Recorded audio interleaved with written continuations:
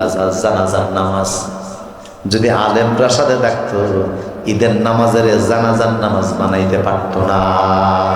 কথা বলেন না, কথা বলেন। যদি আলেমদেরকে সাথে রাখতো মিথ্যা কথা বলতো না যে রাতে 80 রাকাত তাহাজ্জুদ পড়ি। কথা বলেন। রাসূল তাহাজ্জুদ পড়তেন ডেলি 8 রাকাত। কয় রাকাত? 8 রাকাত। উনি পরে কয় রাকাত? হ্যাঁ, কত রাকাত? আমার প্রিয় সুধী, আলেমরা সাথে থাকলে এমন হয় না। আলেমদেরকে তো জেলে রাখছে, তাহাজ্জুদ শিখাইব কে? কথা বলে না। আবার ভোটের যখন দরকার হয়েছে তখন মাথায় পট্টিও বাঁধছে, হাতে তাসবিহ নিছে, টুপি নিছে। এই জন্য আমার সুধী বললাম, আলেমদের সম্মান এত বেশি। হাসরের ময়দানে আলেমদের দাঁড়াবার জন্য আল্লাহ নূরের মিম্বার দান করবেন। উলামায়ে কেরাম হাসরের ময়দানে নূরের মিম্বার পাবে। উলামায়ে কেরাম হাসরের ময়দানে নূরের মিম্বারে দাঁড়িয়ে কথা বলবে। কমপক্ষে 10 জন লোকের সুপারিশ করে জান্নাতে নিয়ে যাবে। এই জন্য সন্তান আলেম বানাবেন। রাজি আছে না নাই? আমার ভাইরা, প্রাসঙ্গিক ক্রমে কথাগুলি বললাম। তাইলে যাদের বাচ্চা দুনিয়াতে আসার আগে 3টা ডিউটি পালন করবেন, আর বাচ্চা দুনিয়াতে আসার পরে কয়েকটা ডিউটি। 1 নাম্বার হলো বাচ্চার ডান কানে আজান, বাম কানে ইকামত দেওয়া।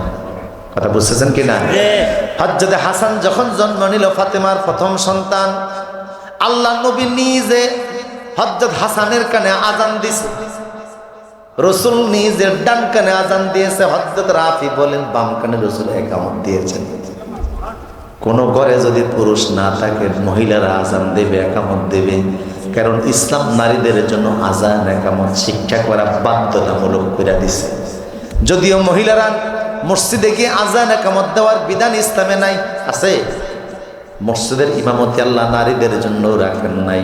ইসলাম নারীদের মসজিদে ইমামতির সুযোগ দেয় না। যদি আমরা দেশের ইমামতির সুযোগ দিছি, কথা বলেন, দিছেন না? নারীরা এই দেশে রাষ্ট্র ক্ষমতায় ছিল দীর্ঘদিন। রাসূল বলছে, লা ইয়াফলা কওমুন ইযা মানা ইমরাতুন, কোন জাতির শাসক যদি নারী হয়, ওই জাতি কোনোদিন সফল হবে না, হবে না। আমার ভাইরা, এখন প্রশ্ন হলো আজান একামত দিলে কি হবে? আজান হলো তাওহীদের বাণী। আল্লাহু আকবার, আল্লাহু আকবার। বাচ্চা দুনিয়াতে আসার পর তার কানে তাওহীদের বাণী দেয়া দাও, দিলে কি হবে? তাফসিরে হাসান বসরির মধ্যে এসেছে, ইমাম হাসান বসরি বলেছেন, যেই বাচ্চাটা জন্ম নিল, আমি দেখব আপনারা কত জোরে সুবহানাল্লাহ বলতে পারেন। যেই বাচ্চাটা এখন জন্ম নিল, বাচ্চার ডান কানে যদি আজান দেয়, বাম কানে ইকামত দেয়, আল্লাহ একজন ফেরেশতা পাঠায়া বাচ্চার কালবের মধ্যে নূরের ইমানের সিল লাগায়া দেয়। একটা কলম দ্বারা, নূরের কলম দ্বারা ইমানের সিল লাগায়া দেন। এই জন্য যে সকল বাচ্চাদের কানে আজান যায়, একামত যায়, ওদের নূরের সিল লাগে, ওরা নাস্তিক হয় না।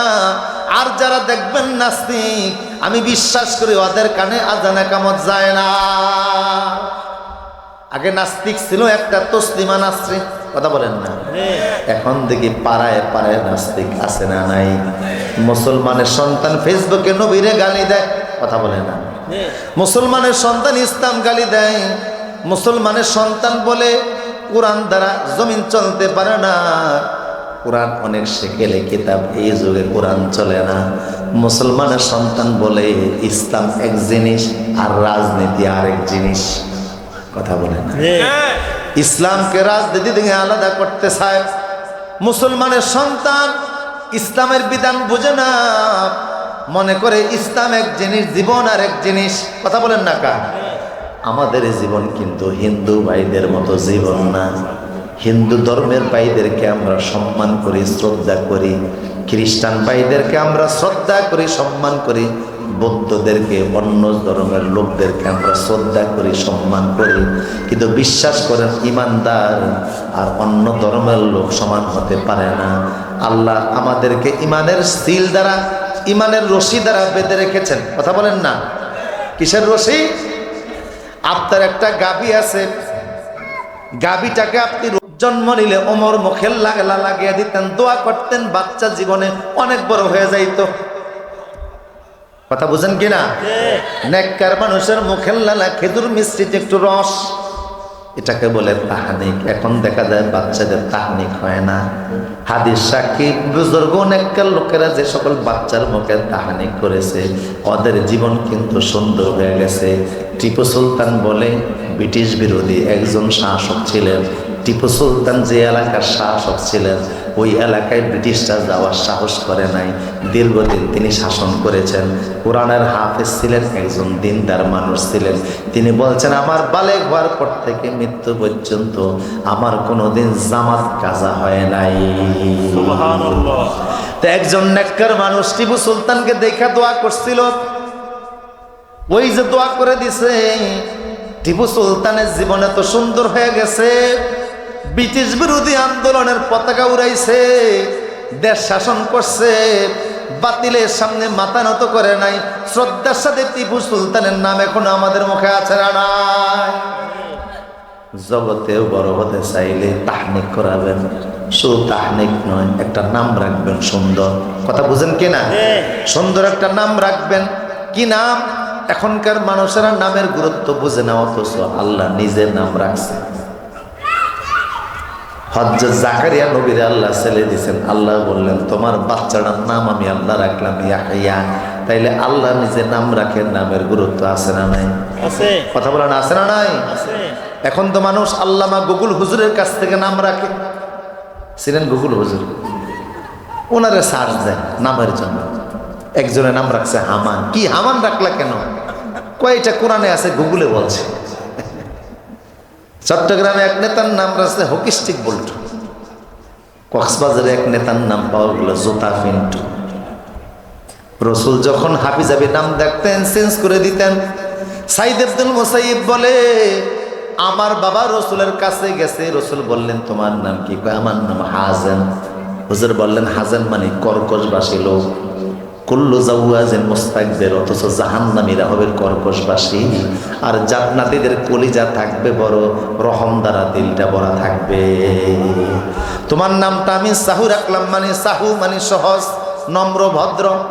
উনি বললেন লাম উগাইয়িরু ইসমান উসাম্মিনু আবি, আমার বাবা আমার যে নামটা রাখছে আমি নামটা বদলাবো না, চেঞ্জ করব না। রসুল আর কিছু বললেন না, ঠিক আছে যাও। উনি ওনার নাম চেঞ্জ করতে চাইলেন না। কিন্তু সাইদ আব্দুল মুসাইয়িব বলে আমাদের বংশ থেকে কোনোদিন কর্কশতা আর যায় নাই। নামের কি তাসির! বাবার নাম ছিল হাজিন, কর্কশ, শক্ত হৃদয়ের মানুষ। রসুল নামটা চেঞ্জ করতে চাইছে, আব্বা রাজি হয় নাই। ফলে দেখা গেছে আমাদের বংশের ভিতরে ভাই বোন আত্মীয় স্বজন বংশ যা হয়েছে সবগুলোর মেজাজ খারাপ ছিল। কথা বলেন, বুঝে গেল নামের তাসির আছে না নাই? কথা বলেন আছে না নাই? এক এলাকায় এক মহিলার বিয়ে হয়েছে 4টা। কয়টা?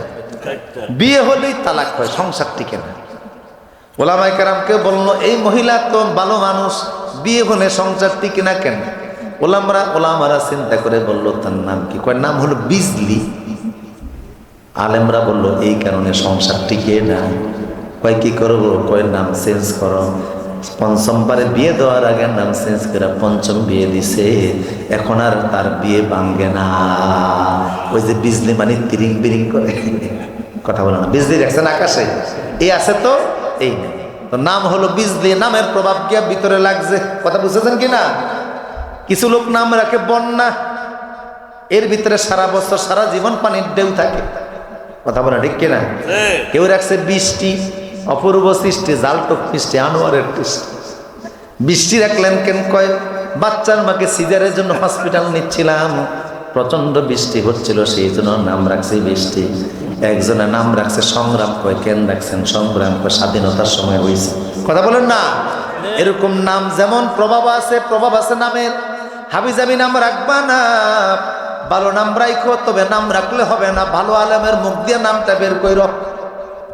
সমাজের ভালো আলেমের জবান দিয়ে নামটা বের কইর। কোনো ভালো আলেম যদি বাচ্চার নামটা রাখে তো নামের তাসির লাগবে। এরপরে বাচ্চার জন্য আকিকা করা, মনোযোগ আছে না আপনাদের? আকিকা করবেন বাচ্চাদের জন্য। ছেলে হলে দুইটা, মেয়ে হলে দুইটা, ছেলে হলে মেয়ে হলে একটা আকিকা, মানে তার পক্ষ থেকে আল্লাহর সামনে নজরানা পেশ করা।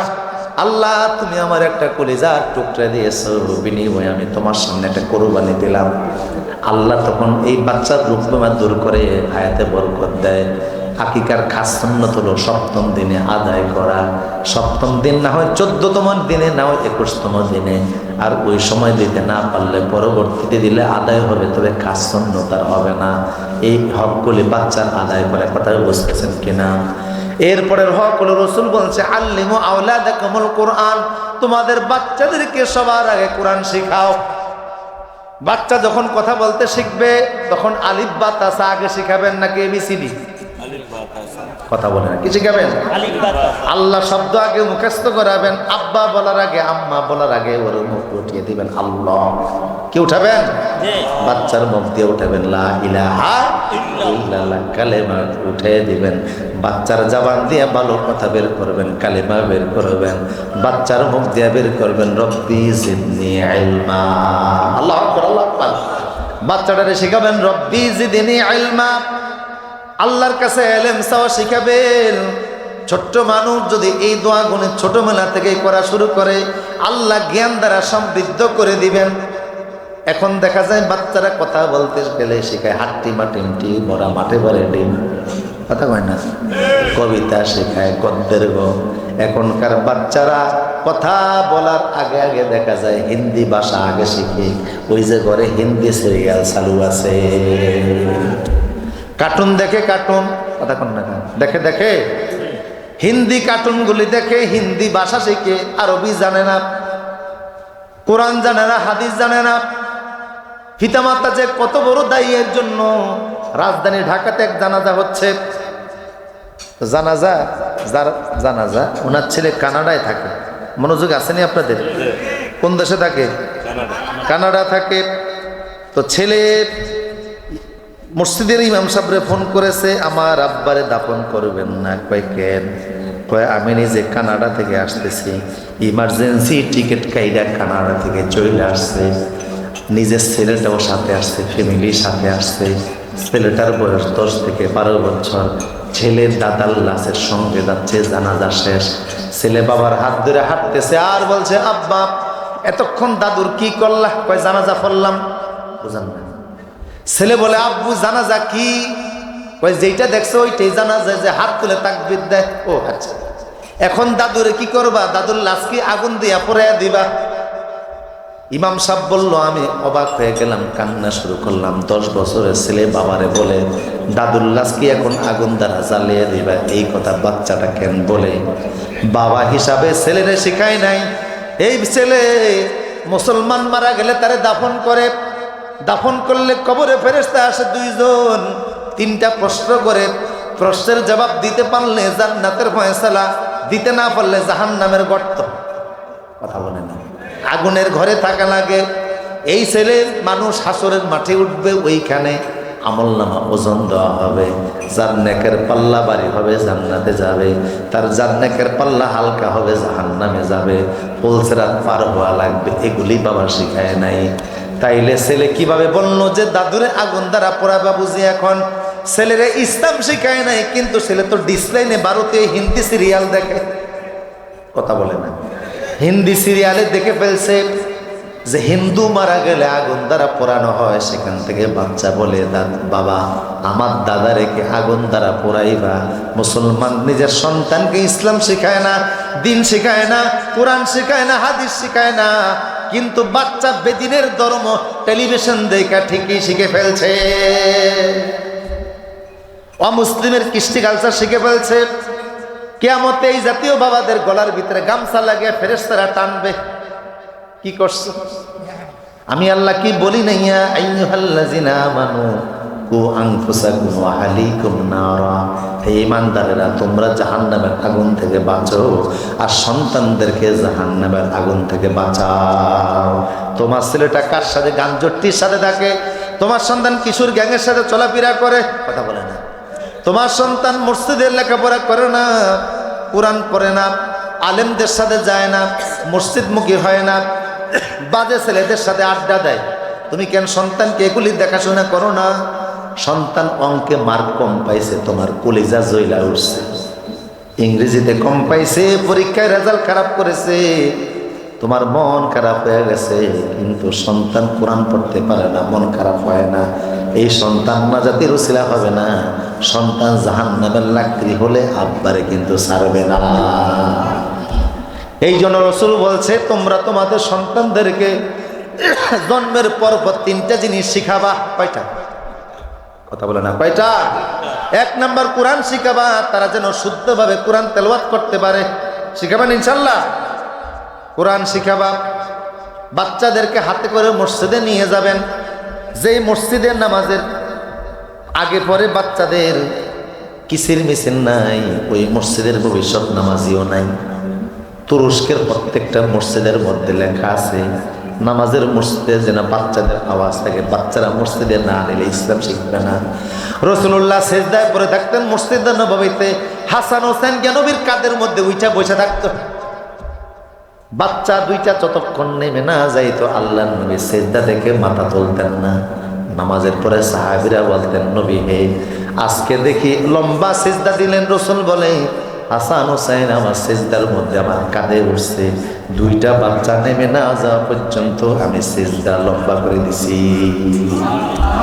রাসূলের মসজিদে বাচ্চা নিয়ে যাইতো সাহাবীরা। শুধু সাহাবীরা বাচ্চা নিত না, মহিলা সাহাবীরা নামাজ পড়ার জন্য বাচ্চা নিয়ে যাইতো।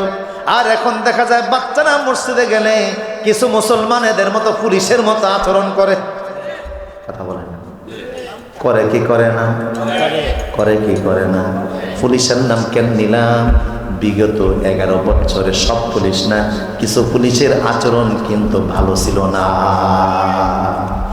আসামিরে খুঁজা পায় নাই, আসামি খুঁজা পায় নাই। আসামির 11 মাসের বাচ্চাটাকে দইরা নিয়ে জেলে ঢুকিয়া দিছে। 19 ঘন্টা জেলখানার হাজতের মধ্যে রাখছে বাবারে না পাওয়ার কারণে। এমন ডাকাত পুলিশও এই দেশে আছে। কথা বলেন, আছে না নাই?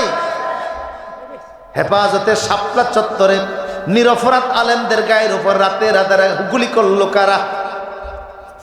বেতনের কারণে, চাকরির কারণে, সরকারের কথা শুনতে গিয়ে আলেমদের বুকের মধ্যে গুলি চালানো লাগে। এমন চাকরি করার চাইতে ভিক্ষা কইরা ঢাকা শহরে খাওয়া অনেক ভালো। কথা বলেন না? কে বলছে এমন চাকরি করতে? ভিক্ষা করে খাও, বুড়িগঙ্গায় নৌকা চালিয়ে খাও, রিক্সা চালিয়ে ঢাকাতে সংসার চালাও। যেই চাকরি করতে গেলে মানুষ হত্যা করা লাগে, বলতে পারো ফেটের দায়, ফেটের দায় মানুষ হত্যা করবা? রাসূল বলছে, যারা মানুষ নিরপরাধ মানুষ হত্যা করে এরা চিরস্থায়ী জাহান্নামী। কোরআনে আল্লাহ বলছেন, খালিদিনা ফিহা, জাহান্নামে এরা চিরস্থায়ী থাকবে, 1 সেকেন্ডের জন্য জান্নাত দেখবে না। কথা বলেন, আছে না নাই? 1 সেকেন্ডের জন্য কাফের যেই জায়গায় থাকে, আবু জেহেল জাহান্নামে যেই জায়গায় থাকবে, উতবা সাইবা জাহান্নামে যেই জায়গায় থাকবে, ফেরাউন জাহান্নামে যেই জায়গায় থাকবে, নিরপরাধ মুসলমানকে যারা গুলি করে হত্যা করেছে ওরাও জাহান্নামের সেই জায়গায় থাকবেন। কথা বল না কা? ওরাও জাহান্নামের ওই জায়গার ভিতরে থাকবেন। কে রাখবেন? কে রাখবেন? আল্লাহ পাক রাখবেন। কেন তুমি নিরপরাধ মানুষের বুকে গুলি চালাইলা? চাকরির জন্য, রিজিকের জন্য তুমি মানুষ হত্যা করেছো। বোকা কোথাকার, তুমি তো জানো না রিজিকের হাত খালি শেখ হাসিনার হাতে ছিল না। রিজিকের ফয়সালা হলো আসমানে। রিজিকের ফয়সালা কোনো সরকারের হাতে না, রিজিকের ফয়সালা হলো আসমানে। কথা বলো ঠিক কিনা? কথা বলো ঠিক কিনা? রিজিকের ফয়সালা কোথায় হয়? হ্যাঁ, হযরত মূসা আলাইহিস সালাম তুর পাহাড়ে দাঁড়িয়ে আছেন। কষ্টজনক আপনাদের? তুর পাহাড়ে তিনি গেলেই 2 রাকাত নামাজ পড়তেন, এরপরে আল্লাহর সাথে কথা বলতেন। আজকে নামাজের পরে আল্লাহ বলছে, মূসা তোমার সামনে যে পাথরটা আছে, পাথরের মধ্যে একটা বাড়ি মারো। মূসা বিশাল বড় পাথরের গায়ে বাড়ি মারলেন। হাতে ছিল একটা লাঠি। এই লাঠি বড় অবাক করা লাঠি। এই লাঠির সাগরের মধ্যে বাড়ি দিলে সাগরের রাস্তা তৈরি হয়ে যাইত। এই লাঠি দ্বারা তিনি ছেড়ে দিলে বিশাল বড় সাপ হয়ে যাইতো। ইয়া হাইয়াতুন তাসআ, বিশাল বড় সাপ হয়ে যাইতো। এই লাঠি দ্বারা পাথরে আঘাত করলে পাথর ভেঙে যাইতো। পাথর ভেঙে যায় লাঠির আঘাতে। পাথর ভেঙে গেল, দেখেন ভিতরে আরেকটা পাথর। অবাক করা বিষয়, পাথরের মধ্যে দ্বিতীয় পাথরে আঘাত করলেন, পাথর ভেঙে গেল, ভিতর থেকে ওই পাথরের পেট থেকে আরেকটা পাথর বের হয়েছে।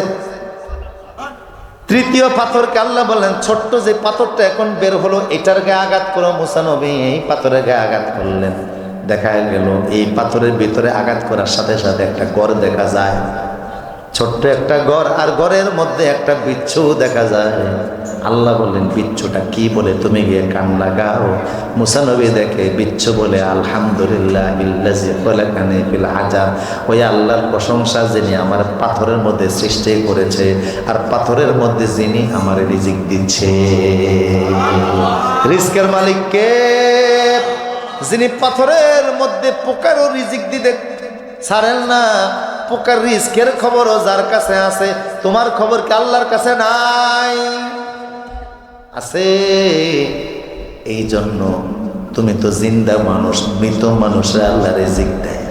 কোরআনে আছে সূরা কাহফের ভিতরে, ফাযরাবনা আলা আযানিহিম ফিল কাহফি সিনিনা আদাদা, 7টা যুবক 309 বছর ঘুমিয়েছিল। আল্লাহ বলে 309 বছর এই যুবকদেরকে ঘুমের মধ্যে আমি আল্লাহ খাওয়াইছি।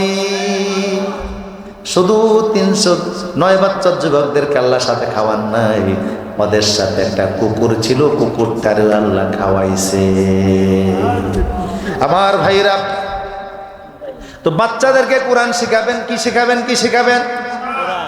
তো সব পুলিশ কিন্তু খারাপ না, অনেক ভালো পুলিশও, এমন পুলিশও আমি দেখছি তাহাজ্জুদ ছাড়ে না, নামাজ ছাড়ে না, সুদ খায় না, ঘুষ খায় না, চোখের পানি সেইরা কাঁদে আর বলে, হুজুর আমি সরকারি বেতন পাই, ওই বেতন দিয়ে আমার সংসার চলে, আমি উপরি সুপরি খাই না।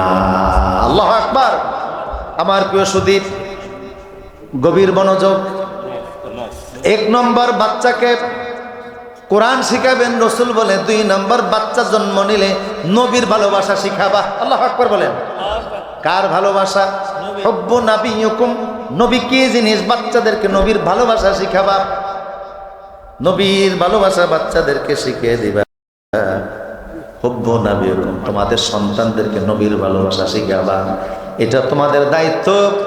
এখনকার মুসলমানের বাচ্চারা নবীর নাম সহকারে, নবীর বাবার নাম, মার নাম, সন্তানাদির নাম, পরিবারের নাম, এমনকি কয়েকজন সাহাবীর নামও জানে না, কিন্তু মেসির নাম ভালো করে জানে। কথা বলে না। রোনালদো, রিভালদো সম্পর্কে জানে, ক্রিকেটারদের নাম জানে। শুধু বাংলাদেশ না, সারা বিশ্বের ক্রিকেটারদের নাম মুখস্থ জানে এমন বাচ্চা আছে না নাই? আর্জেন্টিনার খেলোয়াড়দের নাম জানে, ব্রাজিলের খেলোয়াড়দের নাম জানে, অথচ 4-5 জন সাহাবীর নামও জানে না। কথা বলেন না, কথা বলেন না। চর্চা নাই, নবীর ভালোবাসা আমরা শিখাই না। অথচ হাদিস শরীফের মধ্যে আসছে ছোট্ট বাচ্চারা রসুলকে কেমন ভালোবাসত। এক সাহাবী, ছোট্ট বাচ্চা মানুষ, বয়স হলো মাত্র 5 বছর। কয় বছর? কথা বলে না, কয় বছর? 5 বছরের বাচ্চার নাম হলো তলহা। বাচ্চা রসুলের সঙ্গে আল্লাহ নবীর কাছে আসছে, রসুলকে দেখার জন্য রসুলের কাছে আসছে। আমার প্রিয় সুদী, বাচ্চাটা বাবার সহকারে রসুলের কাছে সাক্ষাতে আসছে, নবীর সঙ্গে কথা বলার পরে এখন বাচ্চা এলাকার দিকে চলে যাচ্ছে। বাচ্চার বাড়িটা মদিনা থেকে 3 কিলোমিটার দূরে। তো বাচ্চা বাবারে বলছে, বাবা আমার কোল থেকে নামিয়ে দাও। বাচ্চা কোল থেকে নামছে, বলছে বাবা কি করবা? ছেলে বলছে, আব্বু রসুলের সঙ্গে তোমার কথা হয়েছে, আমারও কিছু পার্সোনাল কথা আছে। বাচ্চা বাবার কোল থেকে নাই, মা আল্লাহ নবীর কাছে কে রসুলের সঙ্গে পার্সোনাল কথা বলে। হুজুর বাচ্চার কথা শুনে বললেন, এই ছেলে তুমি কি আমার অনেক ভালোবাসো? ছেলে বলে, হ্যাঁ ইয়া রাসূলুল্লাহ, আমি আপনারে অনেক ভালোবাসি। তো রসুল একটু টেস্ট করতে চাইলেন যে আমার কেমন ভালোবাসে। তুমি কি তোমার বাবার চাইতেও আমারে বেশি ভালোবাসো?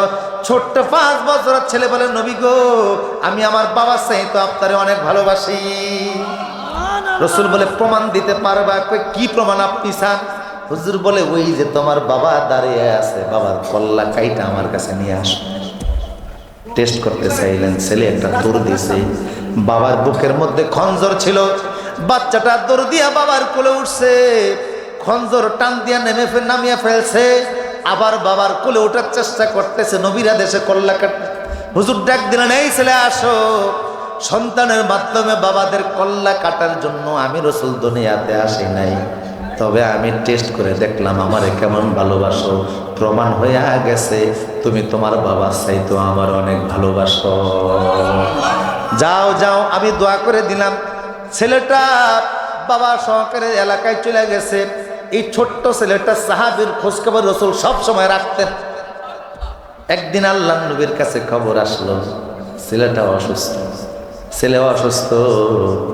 আল্লাহ নবী ছেলেটাকে দেখার জন্য চলে গেছে। 5 বছরের বন্ধু রসুলে, শিশু বাচ্চা রসুলকে ভালোবাসে, রসুল তারে দেখতে চলে গেছে। তার বাড়ি মদিনা থেকে 3 কিলোমিটার দূরে। আল্লাহ নবী 3 কিলোমিটার দূরে চলে গেছে ছোট্ট বন্ধু দেখার জন্য। মাথার কাছে গিয়ে বসেছেন। ছেলে চোখের দিকে তাকালেন, কপালের দিকে তাকালেন, চেহারার দিকে তাকালেন। রসুল ছিলেন এই জগতের সবচেয়ে বড় ডাক্তার।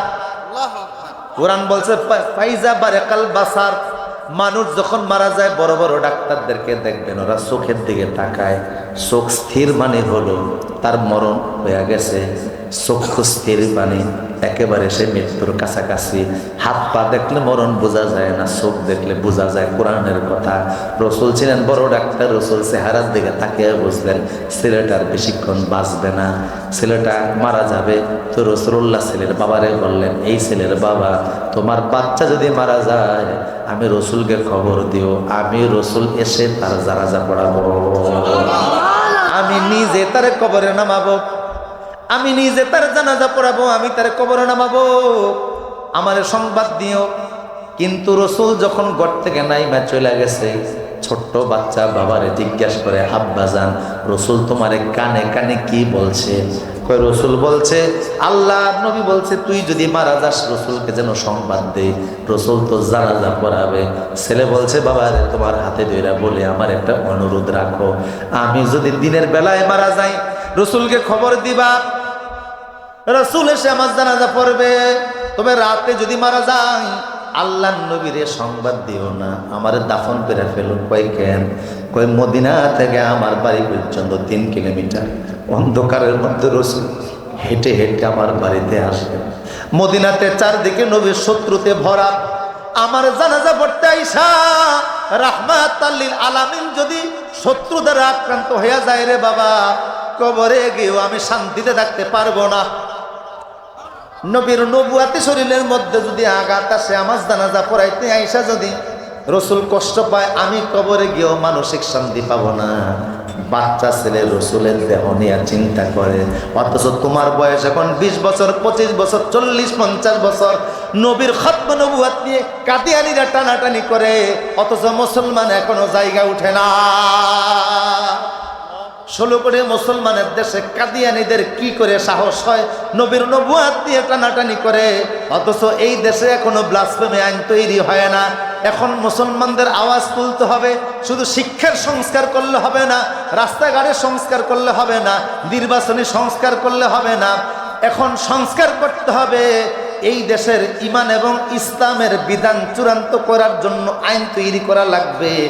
এই দেশের জমিনে কাদিয়ানি নামে যারা আছে ওরা কাফের হিসাবে থাকবে, মুসলমান হিসাবে থাকার কোনো অধিকার নাই। কাদিয়ানিদেরকে কাফের ঘোষণা করা লাগবে। কথা বলো ঠিক কিনা? রাজি আছো মুসলমান? কাদিয়ানি কাফের, জোরে বলো কি? কাফের হিসাবে তাদেরকে রাষ্ট্রীয়ভাবে ঘোষণা আসতে হবে। আর বিশ্ব নবীর নবুয়াতের উপর আক্রমণ কইরা যদি কেউ কথা বলে, তারে কোনো মামলা নয়, তার কোনো জেল নয়, জাতীয় সংসদ ভবনের সামনে তারে দাঁড় করাইয়া গুলি করে হত্যা করা লাগবে। আমার প্রিয় সুধী, বাচ্চা ছেলে নবীর শরীরের মর্যাদা বুঝলো। ছেলেটা রাত্রিবেলায় মারা গেল। বাচ্চার ওসিয়ত অনুযায়ী বাবা রাতের বেলা ছেলেকে দাফন করে কবরে রেখে দিছেন। আল্লাহ নবী সকালবেলা সংবাদ পাইলেন, রসুল দৌড়ে আসলেন মদিনা থেকে, ছেলের কবরের কাছে দাঁড়িয়ে দোয়া করে, আল্লাহ এই বাচ্চা বন্ধুর প্রতি আমি বড় খুশি ছিলাম, তুমিও খুশি হয়ে যাও। তো বাবারে বলে, তোমারে না বলছি তোমার ছেলে মারা গেলে আমারে সংবাদ দিবা।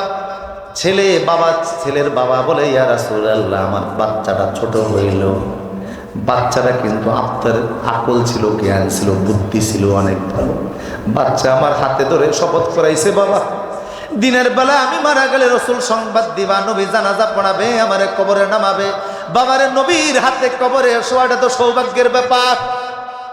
রসুল নিজে আমার কবরে রাখবে, অথচ ওই কবরে গেলে রসুলের ব্যাপারেও একটা প্রশ্ন আমার জন্য আছে।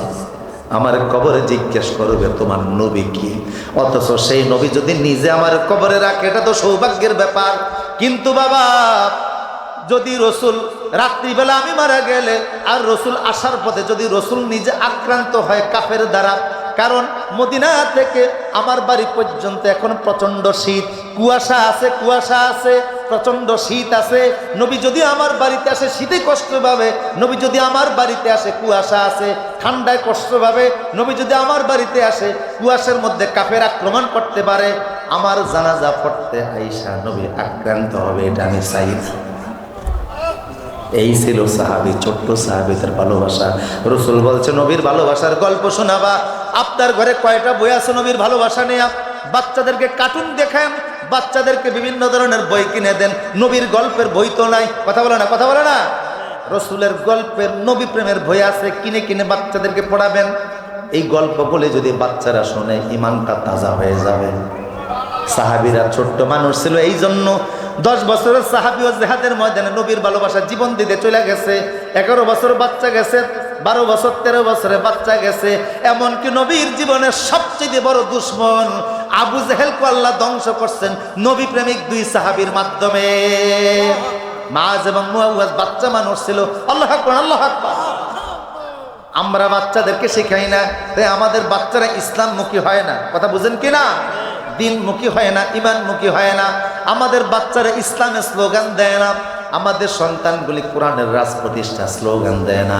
আমাদের বাচ্চারা যদি ইসলাম বুঝতো তো ওরা কাফের মুশরিকদের পোশাকের লাথি মারত, নবীর পোশাকের স্বাগত জানাইতো। বাচ্চাদেরকে ছোটবেলা থেকে নার্সিং করলে, ট্রেনিং দিলে, টিচিং দিলে, এদের ব্রেনে ঢুকিয়ে দিলে ওরা ওইটাই পালন করে। কথা বলেন না কা? বাচ্চাদেরকে আমরা শিখাই না।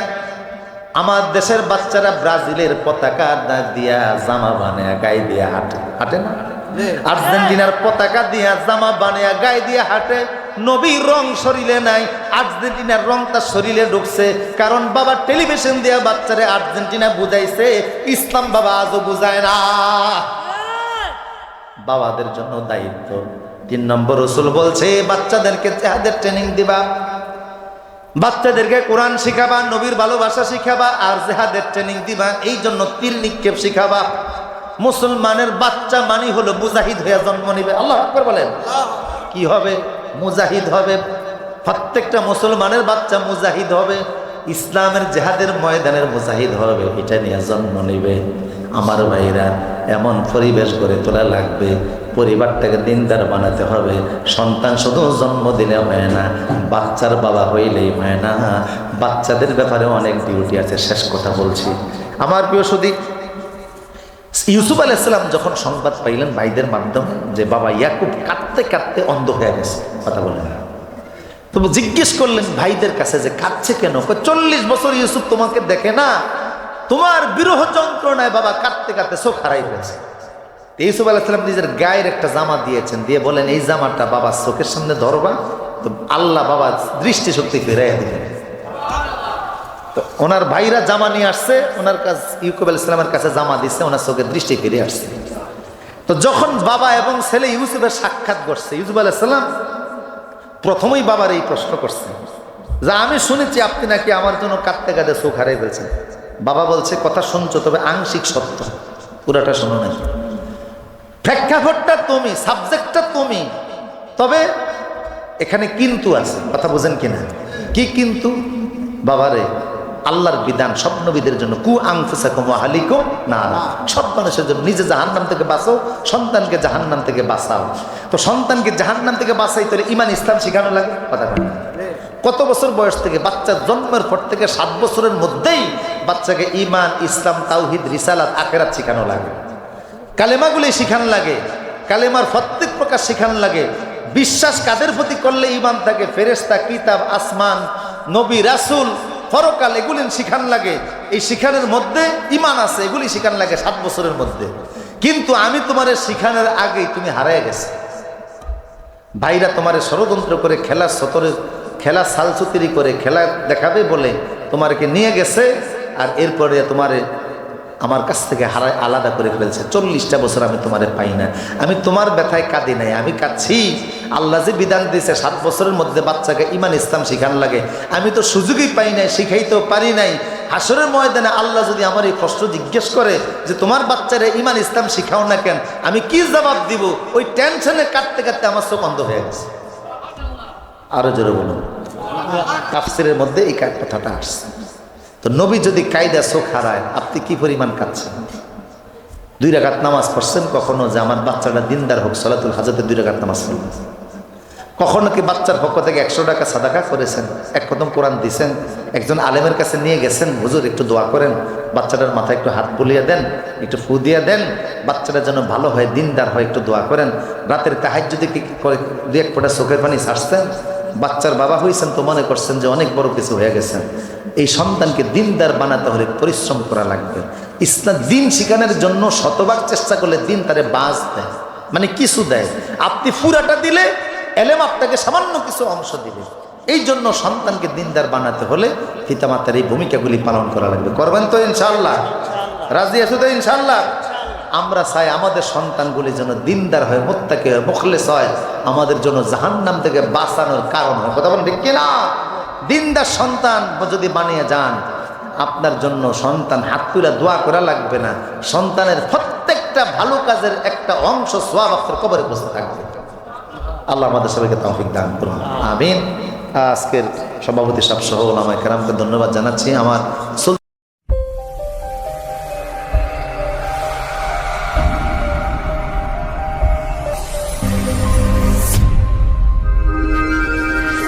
প্রতিদান টিভি সুস্থ বিনোদনের এক প্রতিচ্ছবি।